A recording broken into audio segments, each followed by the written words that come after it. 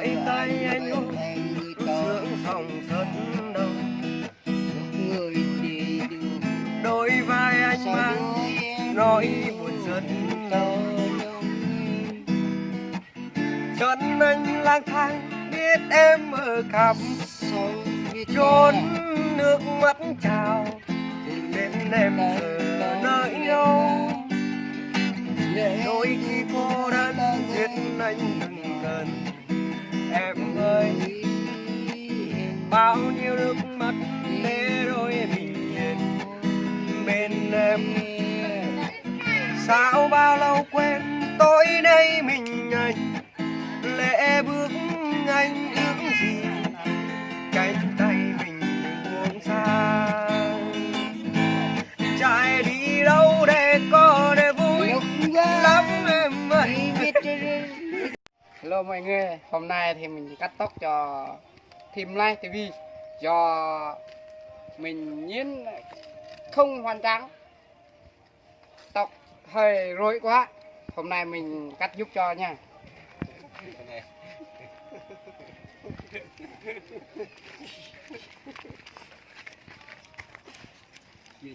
Mọi người xem nhá.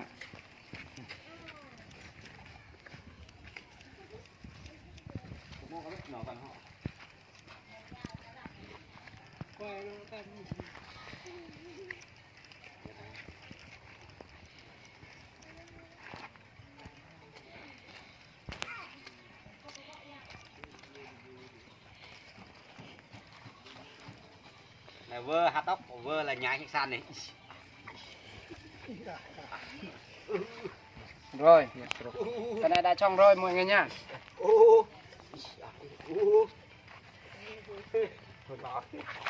Cái này là tóc là đuôi gà, hôm nay Thanh là đuôi heo.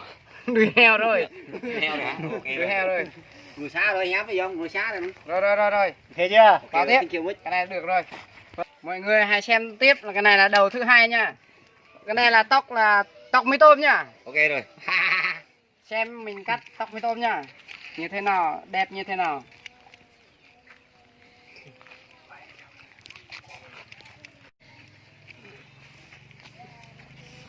Mướp nó mướp đấy.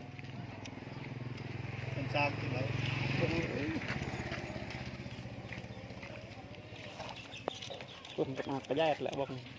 Mua là mua này nhục, to là bộ bông nữa. Alo, chúng ta bây giờ xem hôm nay này nhá. Nhá TV này. Này vươn Đà cái này. Bây giờ họ có dạ không có tà.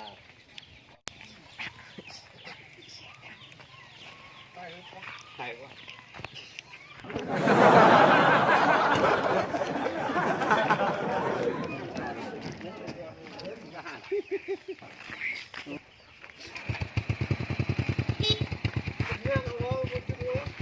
Kẹp nhát mà. Mau nhắc nữa. Kỹ năng nhát sắc.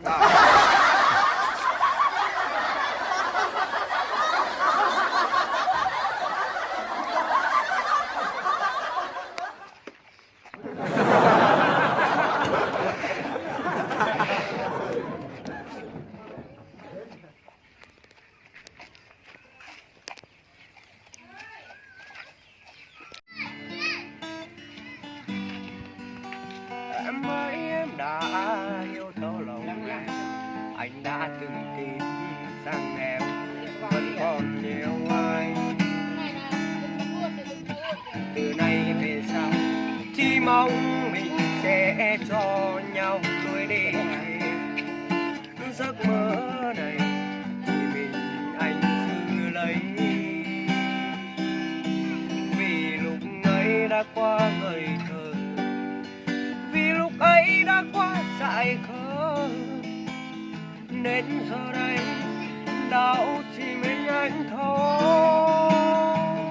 Thời gian luôn sẽ là liều thuốc giúp anh vượt qua đớn đau này, biết xét lời để bởi em đã yêu thấu lòng anh đã từng tin rằng em vẫn còn yêu anh. từ nay về sau chỉ mong mình sẽ cho nhau lối đi riêng. Giấc mơ này chỉ mình anh giữ lấy, vì lúc ấy đã quá ngây thơ, vì lúc ấy đã quá dại khờ, nên giờ đây đau chỉ mình anh thôi. Thời gian luôn sẽ là liều thuốc giúp anh vượt qua đớn đau này, biết xót đầu để trái tim quay về như trước đây, quay về lúc chưa biết nhau, quay về khi không có đớn đau, để giờ đây không phải nói không tin vào đàn bà. Hôm nay cái tay giữa này tay đâu này mình như này đấy cái thoát yêu nữa thôi. Có một thằng hoa đó gọi nhau ạ, chào ạ.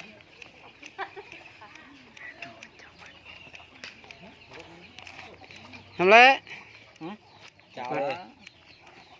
Chào mừng xem hôm nay cắt đọc mình là vui siêu tam mốt nha anh em này. Cái đọc là đọc cái đom á này. Lại không? Đọc cái đom.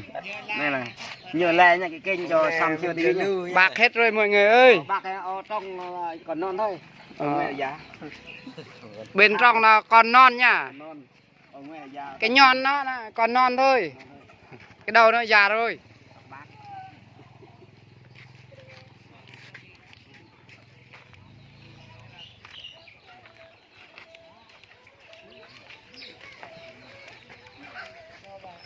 Cho có ấy mình nè thôi à là. Nạc lò là. Có để mua kho biết hết à độ tang ấy đừng ra đấy. Ngọi là thai là độ đài này. Đó. Này nó xuân. Cái lệch mua kho nó năng hết à. Tình gà độ nào giờ gà bể. Này tivi cắt tóc cho vô siêu tivi nha. Ok. Vô siêu 81. Em cho sang cho tivi này. Thôi chờ ngày này ngày mai mình quay phim rồi anh em nha. Đang xem nha.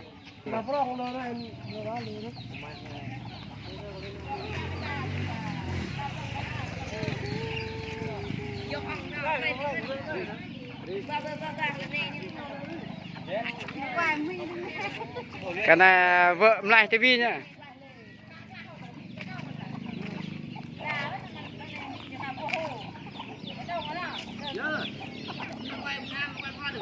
Đây. Ông này về coi hồi trưa thì nó thường nó đi trời lắm. Tham quan này cái gì này.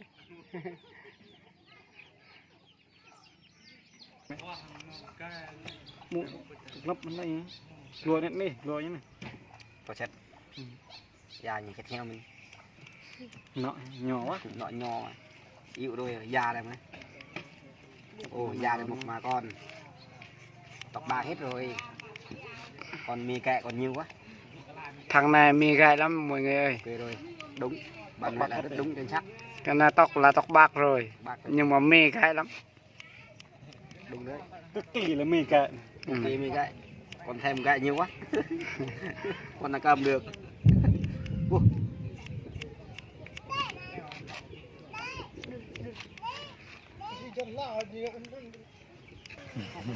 Để đây nhá.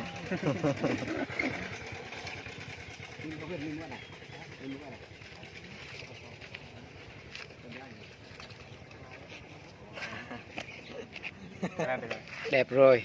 Đến nữa các bạn ơi.